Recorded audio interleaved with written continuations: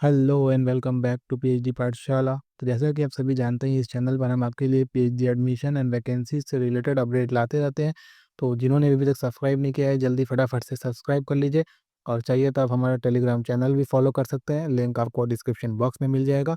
So let's start.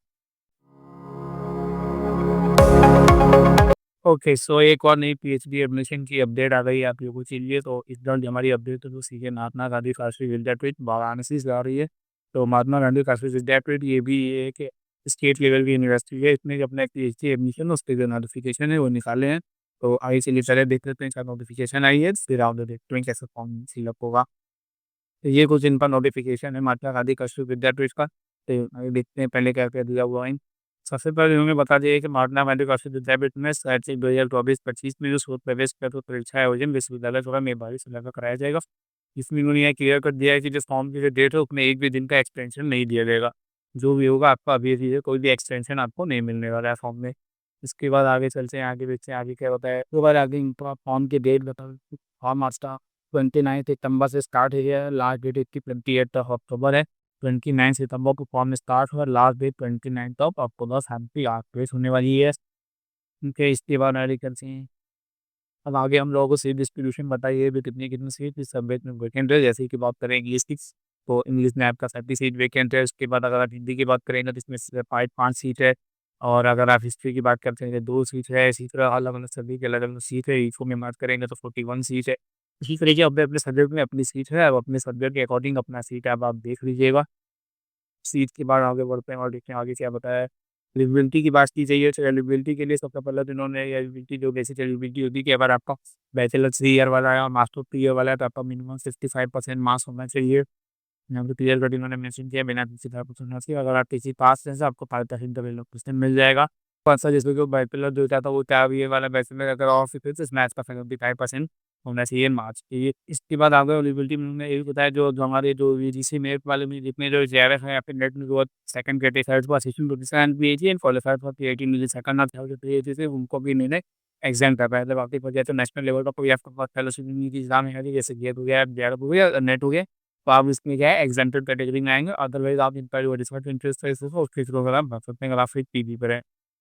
इसके बाद आगे चलते हैं देखते हैं। तो आगे इन्होंने क्या बताया, तो आगे अब आपको जो बताइए जो एडमिशन प्रोसेस है।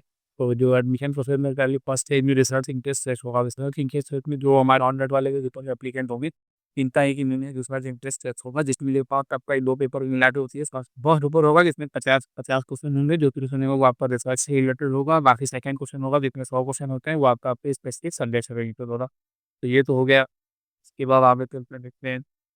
इसके बाद आगे हम लोग के एग्जाम्पल कैटेगरी बताई गई जिसको जिसको एग्जाम रखा गया। तो सबसे पहले तो एग्जाम में रखा गया जो अगर आप किसी कॉलेज में अगर उनकी पापा को जिस कॉलेज में अगर आप पढ़ा रहे थे वैकेंसी कैटेगरी में आते हैं। इसके बाद ये आपके को बिहार का दे रहा है हेड की सदर अगर को पे दिया तो भी आप बेनिफिट कैटेगरी में आए ना तो उनके लिए आपको तो उसका टेम्परेचर पे वो नहीं देना पड़ेगा। बाकी बस सेट है तो भी आप टेम्परेचर पे भी क्लीन होंगे। इसके बाद फर्स्ट स्टेज पे बाद सेकंड स्टेज होती है। सेकंड स्टेज में आपका सिर्फ 500 रुपीज़ का रजिस्ट्रेशन लगेगा। क्योंकि आपको सारे रजिस्ट्रेशन जो होता है वो सभी करते हैं जो रिसर्च इंटरेस्ट वाले भी हैं, जो नॉन नेट वाले भी हैं और जो नेट वाले भी। फिर दोनों मिला फिर इसका रजिस्ट्रेशन होता है। तो फिर उसके बाद आगे चलते आपका इंटरव्यू होगा। इंटरव्यू के अकॉर्डिंग को फिर डायरेक्टली रिस्पॉन्स उसके बाद वो सिलेक्शन होता है। जिसके बाद आगे चलते देखने को आगे हम लोगों को फॉर्म भरने को दिया हुआ है। यहाँ पे आपको लिंक दिया हुआ है, इस लिंक के साथ इनका फॉर्म भर सकते हैं। उसके बाद आप रिजर्वेशन की बताइए तो रिजर्वेशन जैसे आपको बताया कि नंबर आपका 20 25 तो हमें चाहिए। उसके बाद हम लोगों को प्रोसेस बताया है कि आपको किस तरीके से प्रोसेस होता है। तो पहले आपको डिस्ट्रिक्ट इम्प्रेसिव है, जिसके बाद फिर आपका सेकंड फिल्म रजिस्ट्रेशन होगा, फिर इंटरव्यू होती है। इंटरव्यू के बाद फिर आपको एक रजिस्ट्रेशन होती है। इस तरीके से आपका प्रोसेस होगा जिसके बाद आपका कोर्स का विस्तार हो। इसके बाद आपको कोर्स में जो डिटेल वगैरह दी हुई है थोड़ी बहुत, इसमें आपका 6 मंथ का आपका कोर्स वर्क करेगा। ये 8 ईयर वाला कोर्स वर्क नहीं है, इसमें average treatment pi course of है। इसमें आपका 75% अटेंडेंस भी कंपलसरी होगा। अभी सेल्सन इतने आगे क्या बताया, आपको फीस का दिया हुआ है कि अगर जनरल अगर आप हैं ओबीसी हैं तो आपको 860 रुपीज़ है। और अगर आप किसी एससी या एसटी कैटेगरी से हैं तो आपका 760 रुपीज़ फीस लगेगा। जनरल कैटेगरी से है तो 860 रुपीज़ लगेगा और एससी एसटी में तो आपका 760 रुपीज़ आपका फीस का। तो उसको मिला के ये मामला नदी का विद्यापीठ ने भी अपने जो पी एडमिशन उसके नोटिफिकेशन निकाल दिए। तो फॉर्म स्टार्ट होगा, लास्ट डेट 28 अक्टूबर है। जल्दी से जल्दी अपना फॉर्म भर लीजिए और अभी चलिए देखते हैं कैसे कौन फिलअप हुआ। ये जो महात्मा गांधी का सर्टिफिकेट देखिए पीएचडी के पोर्टल पर आते हैं तो यहाँ पे आपको रजिस्ट्रेशन का ऑप्शन दिख रहा है। आप इसके थ्रू अपना फॉर्म फिलअप कर सकते हैं। या इस पर क्लिक करते नहीं तो ये आपका सीधे सम्मत पोर्टल पर रिडायरेक्ट कर देगा। इसके थ्रू आप इनका फॉर्म भर सकते हो। अगर आप फर्स्ट टाइम मेरे न्यू रजिस्ट्रेशन करें बार तो उसके पहले आप लॉगिन भी कर सकते हैं। तो आप न्यू रजिस्ट्रेशन पे क्लिक करते हैं तो पूरी इस तरीके का इंटरफेस आता है जिसमें आप बेसिक डिटेल अपनी एप्लीकेशन में अपना name, father's name, mother's name और मोबाइल नंबर वगैरह फिल करके और रजिस्ट्रेशन कर सकते हैं। इसके बाद आप फॉर्म फिलअप करके अपना पेमेंट करके आप अपना जो फॉर्म है वो रजिस्टर कर सकते हैं।